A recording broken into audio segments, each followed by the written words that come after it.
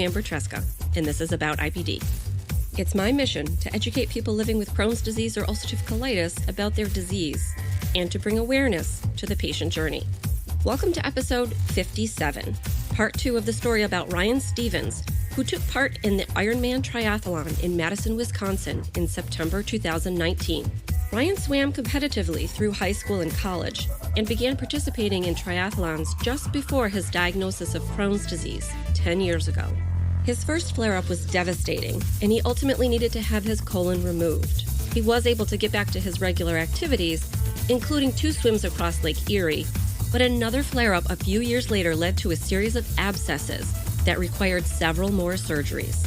Ryan and his team decided that a permanent ileostomy was the best choice, and he now lives with Ostomy.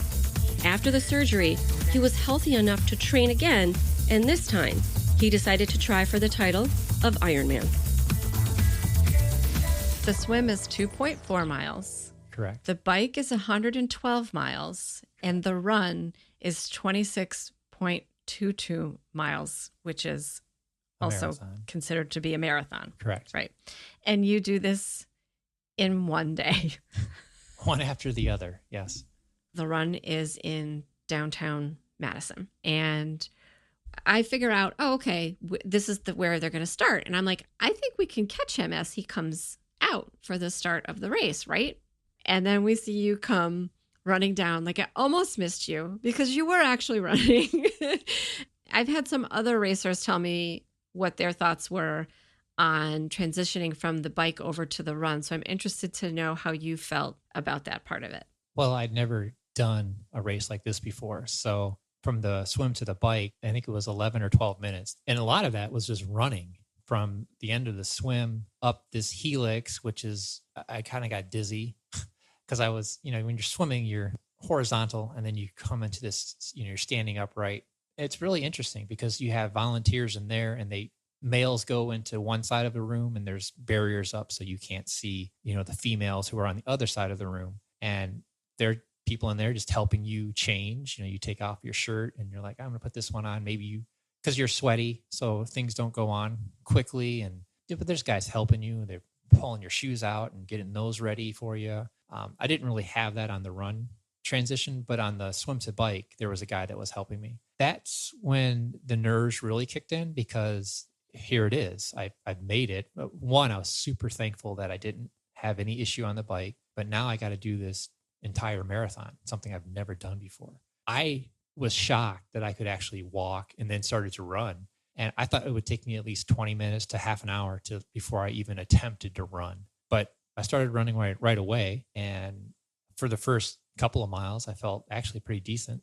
Yeah, I did change because, you just biked 112 miles in that jersey and I just wanted a fresh one, How much of it did you run versus walk? I know you said you were walking at some points because you were just rehydrating. Yeah, just about every mile they have an aid station with, you name it. They had Red Bull, Coca-Cola, salty chips, and at some of them they had chicken broth, which helped because it started to get cold and then it downpoured and I was really cold and I do not function well in the cold. I like the heat and I was worried about that all day. And on the bike, I was a little bit chilly sometimes, especially when it rained a little bit. But there were only maybe 4 or 5 times that I just decided to run through a brake stop and not stop and walk. Now, I didn't really stop. I would continually walk. There was one giant hill that just about everybody I saw was walking up and I did as well. There was just no way I was going to run up it. And the great thing about the run was I got to see everybody that I had trained with. That part was the most fun because obviously during the swim, you're not stopping either to talk to anybody. And the bike, you're not really communicating, but I got to see everyone. And then I saw Chris's brother and his sister-in-law. So I got to see quite a few people besides just you and Megan and Wayne, but there were other people that knew me and that would shout encouragement as well, which I really needed on the run because once it started raining, I was really like, this stinks, you're cold and the rain was, it wasn't a monsoon, but it was enough, that you were kind of drenched through, but somehow I kept going. I was concerned until I saw you at the half point So you had run a half marathon at that point, and you seemed fine. Yeah. Like you seemed fine. So I was like, he's fine. He's going to finish. It was not raining at that point. I think it started raining because I started heading towards the finish line. Because again, at that point, I had walked 10 miles. Right. So I was not going to try to walk to some other point to see where you were. I just went to the finish line. Yeah. And then it started raining, and it rained a lot. And it was not supposed to rain at all. It was not in the forecast at all. I mean, obviously you were running and it was very bad, but like I didn't have an umbrella. I didn't have a hat and nothing. So I was standing there in the rain and thinking about you guys trying to finish in the rain, but I wasn't worried because I was like, even if you have to walk it, because it was my understanding, and I did not see a lot of people walking, but it was my understanding talking with the people that I know that I have completed Ironmans, that a lot of people do walk it or walk significant portions of it. But almost every time I saw people running, there wasn't really a lot of walking that I saw. I mean, the pros obviously are not walking. No. I think any age grouper walked quite a bit. I didn't learn until later that you had covered 10 miles, but I know I did ask you if you were taking care of yourself. I appreciated you guys being out there. Yeah, that was really very funny. Well, Brian Greenberg had told me, he was like, let me tell you, it's a long day for spectators. And I'm like, okay, what? I'm not doing the race. Come on, like I took his point, but I was like, not really that worried about it. But until you experience it. Yeah. And then, and at the end, and I was like, oh my gosh. And then I'm standing there because it's raining and it's not like they have put out chairs for people. You know what I mean? So, that did start to get challenging, but at least it stopped raining when you came towards the finish line. Yeah. And then I had a hard time finding a place to stand at the finish line. Like I had no idea how people would come and watch and cheer and stand there in the rain, not just for the pros, because the pros had finished hours ago. Right. Okay. So now you have like people that are sort of, and again, time is not the important part here. The important part is finishing, but people who are sort of in the middle and the end, and all these people are standing there cheering for hours. Like people did not walk away, even when it started raining. So I had to go in and sort of finagle a place, and then I would tell them, I'm like, my dude's coming. So I'm just going to stand here. And then you can stand here in a minute. Like as soon as he goes past, like, I don't care. But I just want to be able to, get the pictures of him going past and whatever. And even then, like, I really wasn't at like the best place. Yeah. Like I got some kind of cool pictures, but I still wasn't at the best place because I didn't realize it. Yeah. So I see you go past. Of course, you're not going to see me because there's like a bazillion people. Bright lights. Bright lights. You look like you're like, I'm so done. But tell me, when you crossed the finish line, how that felt. Just a sense of accomplishment. And I was extremely happy that it was over and that I had completed it. So, like I said, the whole run was just intimidating. And at the halfway point, at the half marathon point, they have what's called special needs bag. So you put in your bag things that you think you might need. And I had in there socks, because Wayne had said, you're going to want to change your socks. So I pulled out those socks, and Wayne was standing there outside the barricade, and I hold up my socks and show him, and he smiles. And so I sat down at that time because there was a chair there. And that was a mistake because I changed my socks and then I almost did not stand back up. I was like, ugh, this chair feels really good, but I did eventually. I was like, all right, you got to go. You still got to do it. Another 13.1, and coming around, I forget what the mile sign says just before you enter the finish. I don't know if it was 25 or something like that. Like I knew I only had a mile to go basically. I was just happy that, there was nothing going to stop me at that point.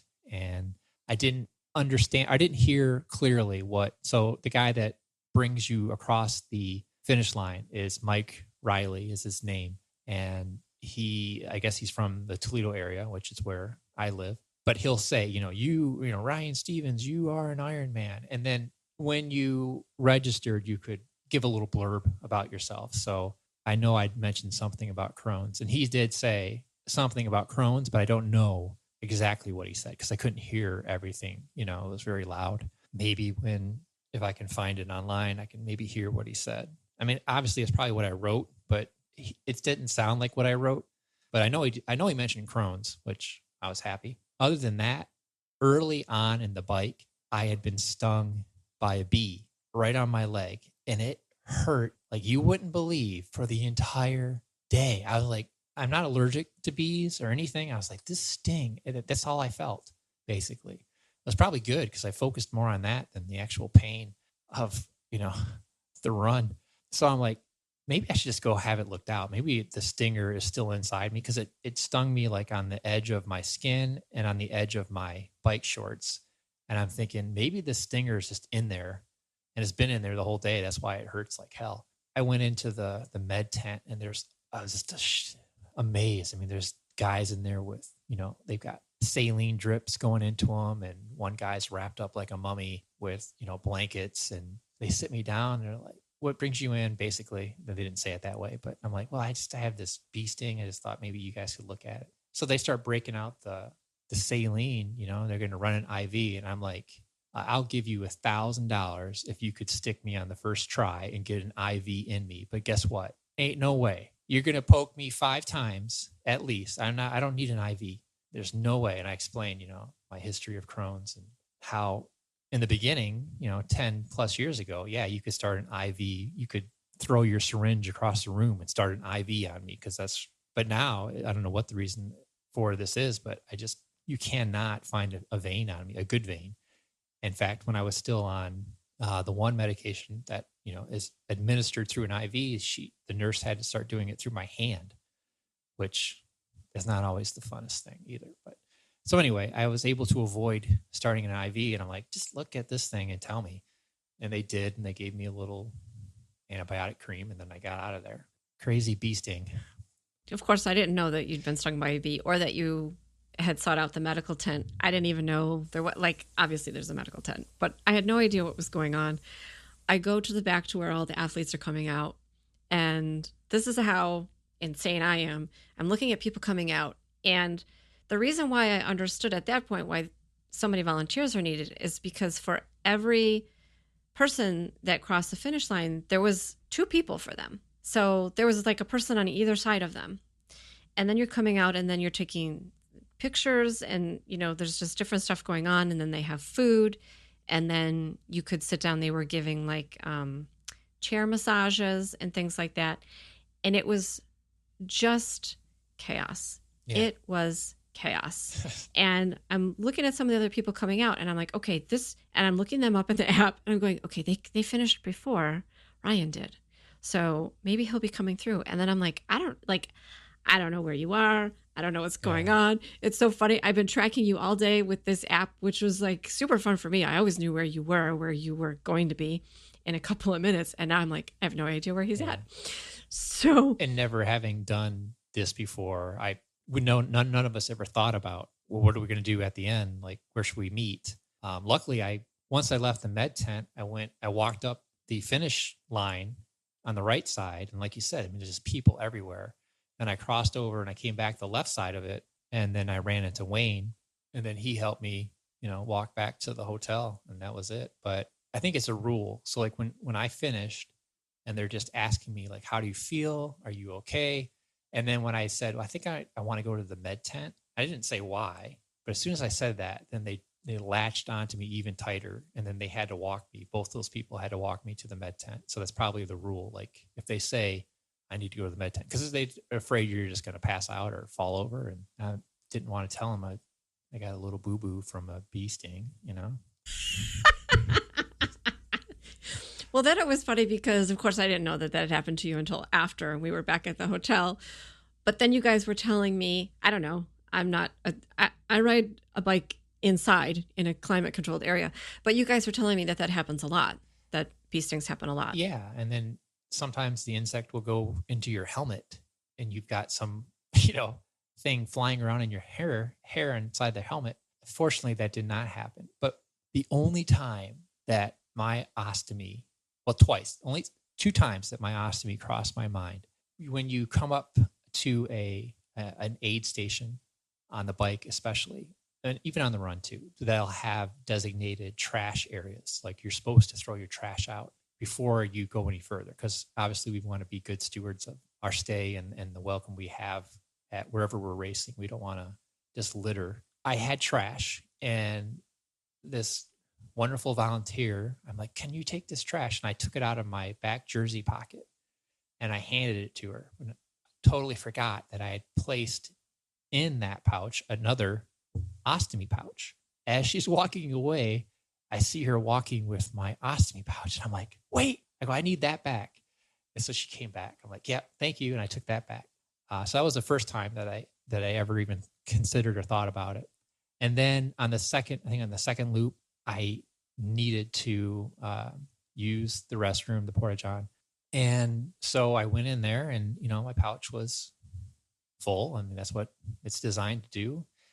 And I just peeled it off and I put the new one on. And like 10 seconds later, I was out of the porta-john, So that's the only time that I ever thought about my ostomy the entire day. And the great thing about the ostomy too is I never, ever again in my life have to sit down in one of those damn porta-johns. Never. Don't have to. They were gross. Oh, well, yeah. I used one several times during the day. Thank you very much. But so do you remember me asking you how you were going to manage your ostomy the night before? And you kind of looked at me like I was nuts. Do you remember that? I don't remember, but because I was like, what happens if your appliance starts to come loose? I was like, do you have all that stuff with you? And you were like, I'm fine, whatever. And then you were like, I'm just going to whip it off and throw it out if I have to, and then put on a new one. And I'm laughing at myself. But that's actually what you did. Yeah. I was serious. It's an advantage. Yeah. It's an advantage, actually. They gave you a couple minutes over other people who had to I didn't even really have to stop. Yeah. I could have done that on the fly on the bike if I wanted to. I mean, I would have had to throw it away. I wouldn't have handed it off to a volunteer like, hey, I've got some garbage here. No. Don't look at it too closely. Right. Pick it up from the top. There you go. Don't turn it over. No, because honestly, I really don't think about my ostomy anymore.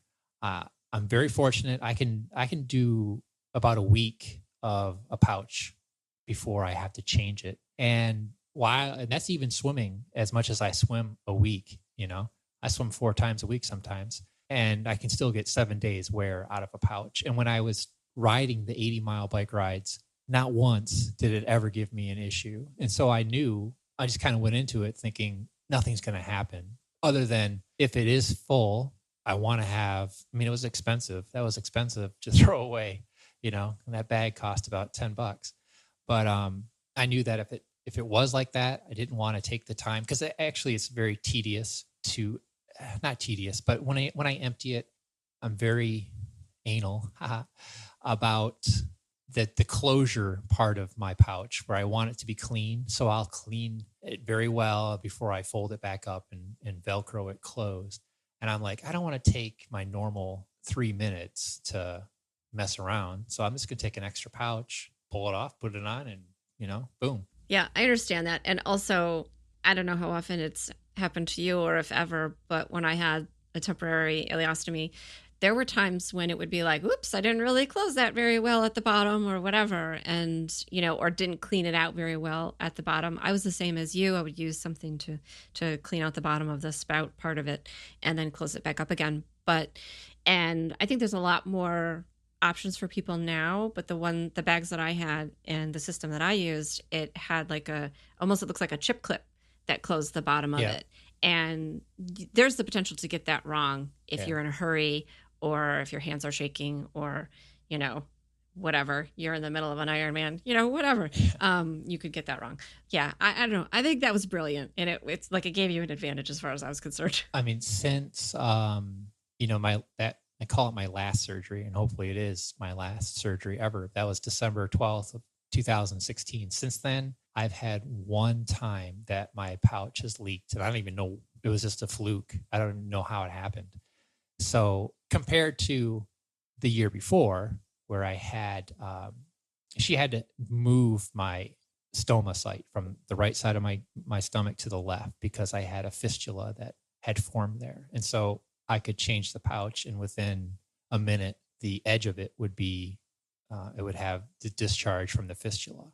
And so it was constantly leaking, and it was just a nightmare. But this one, knock on wood, and I don't even really think about it anymore. So This was a fun adventure. I'm glad that I was able to be there for it. It was fun.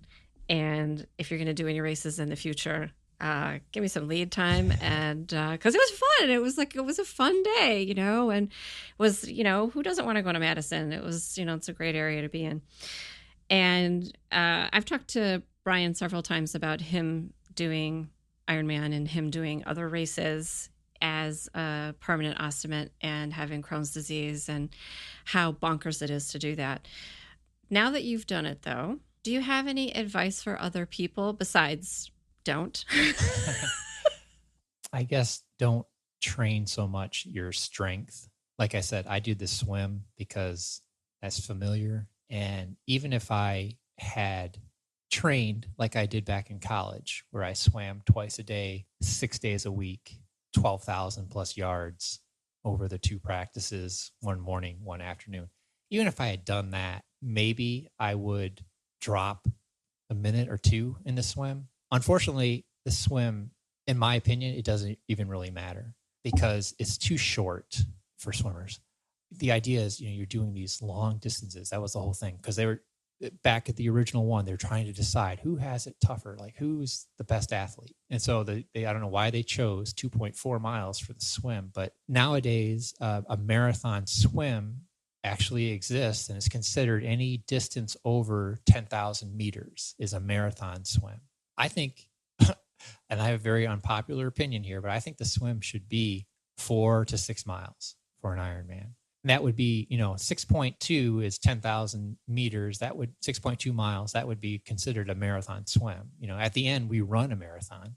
So why don't we swim a marathon? There's nobody that would take me up on that. I know they would run me off with pitchforks. But anyway, if you're going to do that long of a distance and you're a pretty decent swimmer, you really, maybe twice a week, you got to get in the water. Otherwise, you should be on your bike because it's the longest portion of the race. And then the run should come next. And it was a great adventure. Like you said, I'm glad I did it. I don't know, like I said, if I, ever going to sign up for another one. Never say never. But the other thing, maybe advice would be find people to train with, find buddies, whoever, because it makes it way much more enjoyable to have those people on your side. And, you're just not out there slugging through 80 miles on the bike by yourself. It's just, if it weren't for those guys, I would not have trained as much as I did, because come on, you're sitting there and you're thinking, I should go run. I got to go run 10 miles. I'm not going to, it's really hard for me to motivate myself on my own. But if I've said to them, look, I'll be at this park at 3:00, we're all going to be there. Okay, now I better show up because I said I was going to, So that helps quite a bit, actually, to have people that are going to go through the hell with you. I feel like that's what a lot of other people have said too, and that the racing community was very open and friendly, and I felt like so many people knew each other there. People had done the race before. They weren't racing. They were there cheering on other racers, and I'm sure, their friends that were in the race. And so that was really gratifying to see. And it is a very open and welcoming community. So the social part of it, I think, can't be underestimated. Correct. And and you maybe think of this, another good piece of advice is in your area, most likely there is a triathlon club, and go ahead and join it because they're very welcoming people. My local club, it's $30 to join for the year. And they put on open water swims and they organize bike time trials and things like that. And what I love about triathlon is you cannot look at anybody. I don't care. You put 10 people in front of me and you say to me, who is the fastest triathlete out of these 10 people? And you could have someone who you might consider a little bit larger. You might have someone who's super skinny, You put those 10 people up and you say, who's going to go the fastest? I would never even attempt to answer that question because you cannot judge a book by its cover. And that's what's great about the sport is that the person you think, oh, that guy's all muscle. Well, he might be, the slowest one out of those 10 people. Again, and I know I shouldn't focus on time, but unfortunately that's my competitive part of me from my early days. And because everything, especially with swimming, was, what's your time in the 100 free? Just being out there and completing it is actually the reward and not, I shouldn't focus too much on how long it took me. I agree with that. So I have something to say about that. But before I talk about that, I have to talk about, you're talking about like seeing all different sorts of body types and people, which is true. Like on the bike, when we were on the sidelines of the bike race, you got to see everybody going by pretty well. And also just all different body types, all different sizes of people, all different ages. So it's not necessarily like you have to be 25 and in the best shape of your life. And so that was also really interesting to see. And this sport is, if you want to be in this sport, you can be in this sport. It's totally fine. There's no barrier to entry other than your own determination and setting your own goals. But okay, about the times. Like I said, I was excited about your swim time. I was excited that you got close to what you wanted to do. But then after the race, when your times were being read to you, I got mad. Like I was not happy in that moment because that wasn't important. It was important that you finished it, even that you started it, that you wanted to start it after everything that you've been through with this stupid disease and it changing your life. And I'm sure you have a very different life than the one that you expected to have, that you completed this. I don't give a what your times were. So I had to get that out. I agree. I mean, we, of course, that's what we do. We measure things, right? Yes. But you're right. Absolutely. Just me being out there is an accomplishment in itself. I'm proud of you. You did this, that you even wanted to attempt it after everything you've been through. I think that you've done plenty over the years for the IBD community. And yet here you are now doing another thing. Just with the article that I published about the race, so many people telling me how inspiring you are to them, even the healthy people telling me how inspiring you are. So thank you for being that person. And thank you for inviting me to come and share in this with you. I appreciate you having me on and appreciate you that you were there. So really, thank you. That was quite the undertaking. Thanks, Ryan. Thank you.